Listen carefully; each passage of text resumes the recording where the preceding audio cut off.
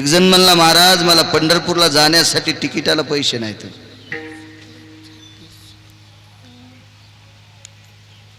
या काळात तरी कोणी असं म्हणायचं नाही. आणि जर खरोखरच एखाद्याकडे पंढरपूरला जाण्यासाठी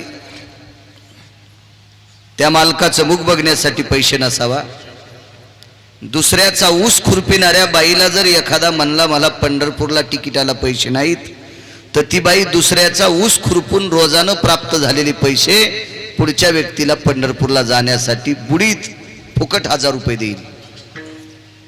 इतकी श्रद्धा या महाराष्ट्राच्या मातीत आहे. खाण्यापिण्याची वाटानं मधुकरी मागितली तर अडचण नाही. पंढरपूरला जायचं असेल तर पैशाची सुद्धा अडचण नाही, कोणी देईल. नास्तिक माणूस सुद्धा म्हणेल, बाबा मला पंढरपूरला जायला भेटत नाही, तू चालला ना, या बाय 1000 रुपये तिकिटाला तुला घेऊन जाय, माझे वापस देऊ नको. काळ इतका गोड आलेला आहे. फक्त नेणाऱ्याने देवासाठीच नेवा.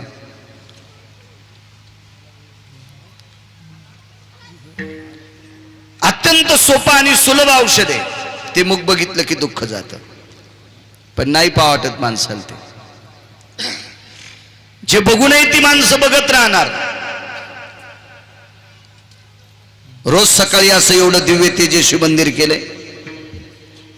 सकाळी स्नान आटपल्याच्या नंतर आपल्याला कुठली कामं असतील त्या कामाला जायच्या अगोदर जर या मालकाचे पाय पाहिले आणि या विटेवरच्या मालकाचं मुख बघितलं तर दिवसभरातला दिवस आपला पूर्ण प्रसन्नपणात जाईल. एवढी मोठी शक्ती त्या मुखात आहे. आपण नाही बघत, आपल्याला वेळ नाही. तो वेळ नाही.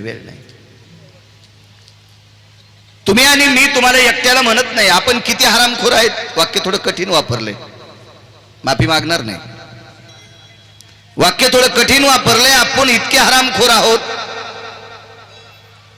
त्याच्यात मी सुद्धा आलो. शासनाची आपण लाईट वापरतो, जर आपण बिल नाही भरलं तर कनेक्शन मीटरचं कनेक्शन कट करण्यासाठी तो व्यक्ती येते. आपण गयावया करतो, अरे पुढच्या आठवड्यात माझ्या मुलीचं लग्न आहे, माझ्या मुलाचं लग्न आहे, आमच्याकडे साखरपुडा आहे, आमच्याकडे वास्तुशांती आहे, आमच्याकडे बारसं आहे, आमच्याकडे आमका कार्यक्रम आहे. तू काही म्हण, या बाई 2000 रुपये घे, पण आता हे नंतर बिल भरू, पण तू डिस्कनेक्शन करू नको. हात जोडायची वेळ येते. तो हेल्पर सातारबाई असतो. किती नालायक आहेत आपण, ज्याचं आयुष्यभर आपल्याला बिल आलं नाही, ज्याचा एक दिवस जर उदय नाही झाला तर विश्वातली पूर्ण दळणवळण क्रिया बंद पडेल. तरी आपण श्रद्धेनं पहाटे स्नान झाल्यावर पूर्वेकडे तोंड करून नमस्कार करत नाहीत. किती नालायक आहेत आपण. मी पण बरं त्याच्यात, मी पण साधू संतांनी सांगितलेली प्रमाण आपण मान्य करत नाही. याच्याकरता आपण दुःखाच्या तारुळ्यात पडतोय. सुलभ सोप साधने पाहता श्रीमुख गोविंदाचे. कृपया एक विनंती करतोय कार्यकर्त्यांना, आता जे जिथं बसेल त्यांना बसू द्या. बसत असते. आता इथं कोणी जरी आलं तर जागा शिल्लक आणता येत नाही. मला आणता आली असती, मी 2 एकर जमीन आणली असती येताना, पण आणता येत नाही. तुम्हाला बी नाही, मलाही आणता येत नाही. विठाला विठाला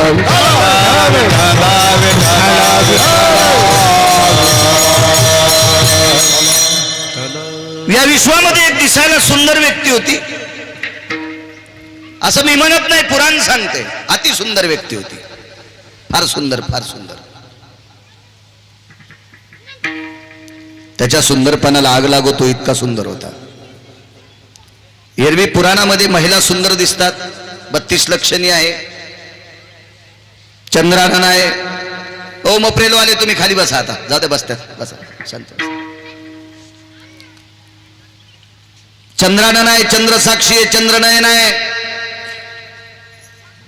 असे नाना प्रकारचे स्त्रियांचे वर्णन पुराणात आले.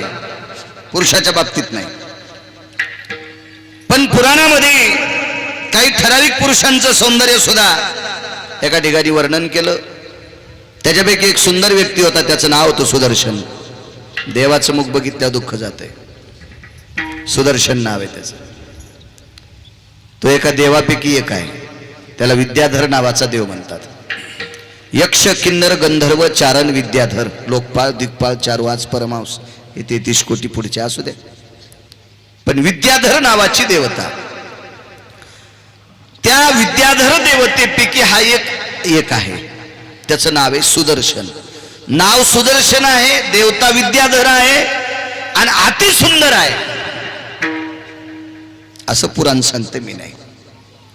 पण त्याला तो सुंदरपणाचा थोडासा गर्व झाला आणि मग दिव्यांग लोकांना तो हसू लागला. मूर्खपणाचं टोक आहे. देवानं आपल्याला इतके चांगले पाय दिलेत तर आपण दिव्यांग व्यक्तीकडे बघितल्याच्या नंतर डोळे झाकून देवाला विनंती करायची, देवा काय कृपा केलीस रे, मला किती पाय चांगले दिलेस. दिव्यांग म्हणजे आता शासनानं दिव्यांग शब्द काढलाय. पूर्वी आपण त्याला लुळा, पांगळा, लंगडा असं म्हणत होतो. आता दिव्यांग म्हणायची पद्धत आहे. एखाद्या व्यक्तीला जर एकच पाय असेल आणि आपले पाय जर सुदृढ असतील तर आपण त्या व्यक्तीचा पाय बघितल्याच्या नंतर देवाला विनंती करावं, देवा काय कृपा केलीस रे माझ्यावर, मला किती पाय दणकट दिलेत रे. एखाद्या वेळेस 10 किलोमीटर मी सन सन सन सन सन सन चालत जाऊ शकतो रे. असे देवाचे उपकार मानायला पाहिजे. आपण ते न मानता त्या लंगड्या माणसाला बघून हसतो, हे मूर्खपणाचा कळत झाला. नाही हसायला पाहिजे. आपल्याला डोळे चांगले असतील, एखाद्या अंध व्यक्तीकडे बघून नाही हसायला पाहिजे. एखाद्या लोळ्या पांगळ्या व्यक्तीकडे बघून नाही हसायला पाहिजे, कारण त्याच्यासारखं पाप जगात दुसरं कुठलंच नाही.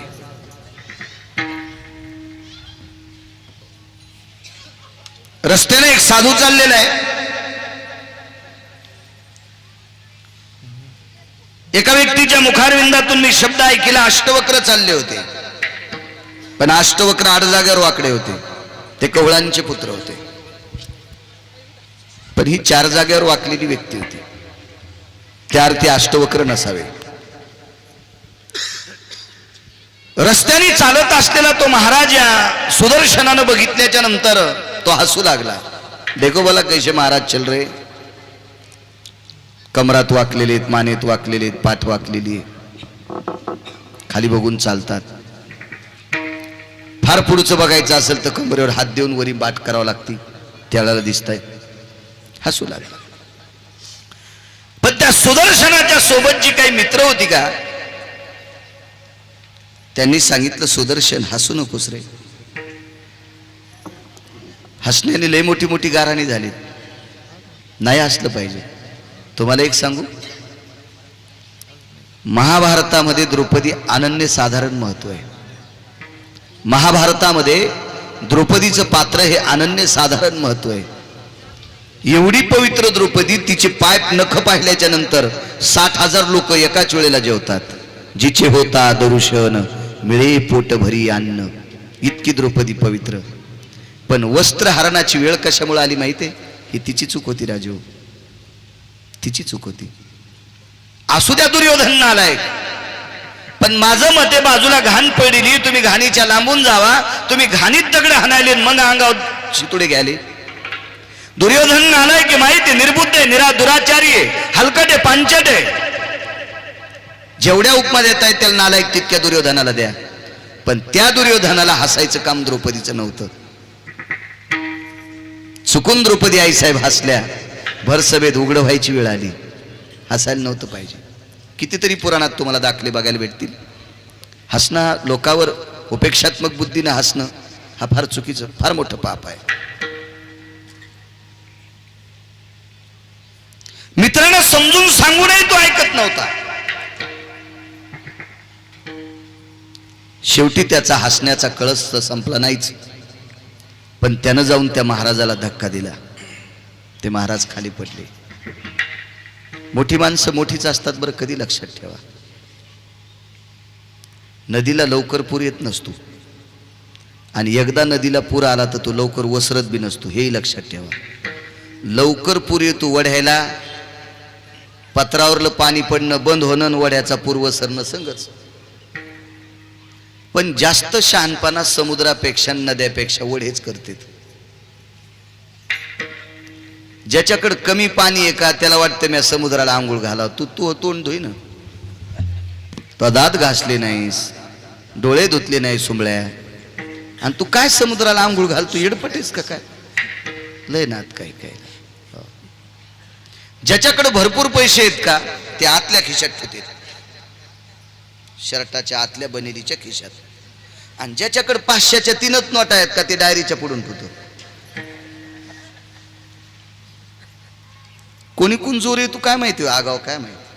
मी तर म्हणतो 2 गोष्टी झाकलेल्या असावा. या देशाची लक्ष्मी म्हणजे पैसा झाकलेला असावा आणि या पवित्र देशाची स्त्री अंग भरून कपडे घातलेली असावी. 2 गोष्टी धर्मसिद्धांतात सांगितल्या. अरे अब्जानं रुपये ज्याच्याकडे ते आतल्या खिशात ठेवले. तर तुझी बायको 7 भाईचा ऊस खुरपायली आणि त्या खुरपानाचे 1,500 आले आणि तू पुढे ठेवला आणि दुसऱ्याच्या मोटरसायकलवर बसला. मोटरसायकल वेगात गेली, वाऱ्यानं पैसे उसळले, मागच्या ब्रेकरवर पडले. आलं पैठणून थुत्तर घेऊन नुसतं कशाचा बाजार आणि कालव्या गेले पैसे पडून. तिथं ठोत नसते तरी सुमळ्या, पैसे झाकून ठेवले पाहिजे. लक्ष्मी झाकलेली असावा आणि या देशाची स्त्री झाकलेली असावा. धर्मसिद्धांत.